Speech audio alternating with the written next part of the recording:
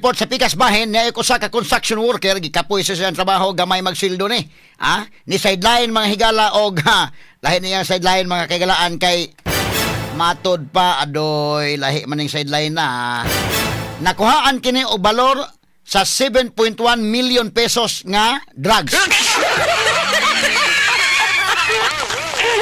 Asam ka mangita anak mga kagalaan Kini mo ang construction worker 7.1 million asa ka sa puhunan Aminahon tao sa mahigala ang report uban ni Idol Tweety. Yes, Idol Tweety. DYHP RMN Report.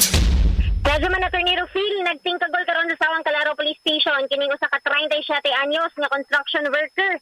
Kinsa kung wala ni siya buhaton Attorney Rufil, gingong mo sideline man noon ni siya pagkabudigero, ingon man na runner ni siya og ginadiling drogas. Naila ni nga maong dinakpan nga si Norman Mendoza Gukong, 37 anyos, construction worker dinhi sa may Sitio Luis, Barangay Mambaling ning Dakbayan. Ni pahigayon og bypass operation sa Sawang Calero Police Station hinungdan nga na priso ni og nadakpan ni si Gukong kinsa gihulagway gyud nga high value individual.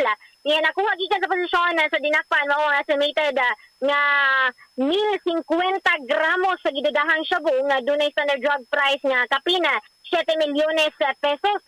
Apil po nakuha gikan sa mga suspetsado mo ang gigamit nga 8,500 nga buy boss money Attorney Rufil niya. Matod pa ani nga dinakpan po niya tuwa po ning nakahinabi kaganina Attorney Rufil nga suhulan ra ni siya pipila ra gid ni siya kalibo po Attorney Rufil. Kay tungod po daw sa iyahang kawadon mo nang nisulod siya og ginadiling kalihukan. Sa kasamtangan natin ni Rufil, giandaman na ni siya og kasong may kalapasan sa Section 5 and 11 Article 2 of RA 9165 batok ani ni Atty. Rufil. To for na to ang kinatibukan nga nakuha dinhi sa may Sawang Calero Police Station Atty. Rufil. Kini ang Idol PT sa ayat ang 93.9 UNHCR ng Cebu. Tatak R. Amen.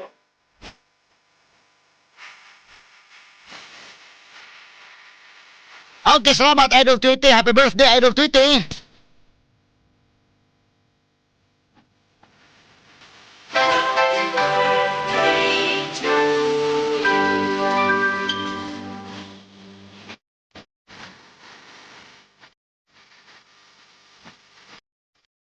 Okay, salamat Idol Tweety sa mong report.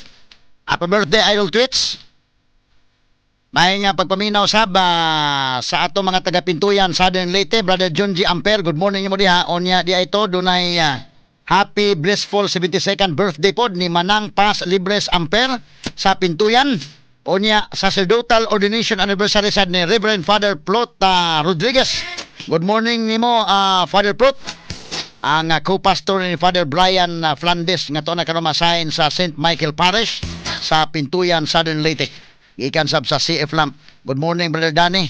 O Brother Junji, ubay-ubay itong mga delegate sa CF Lamp na ngadto sila sa Limasawa Island ay. Kay doon naman ay kung sa Limasawa sad, no? Kay ang anniversary ba di ay? Inumdum ta? Anniversary may gala sa pagdunggo dito Magellan sa Limasawa Island. O niya, ang unang misa may galang ipahigayon dito.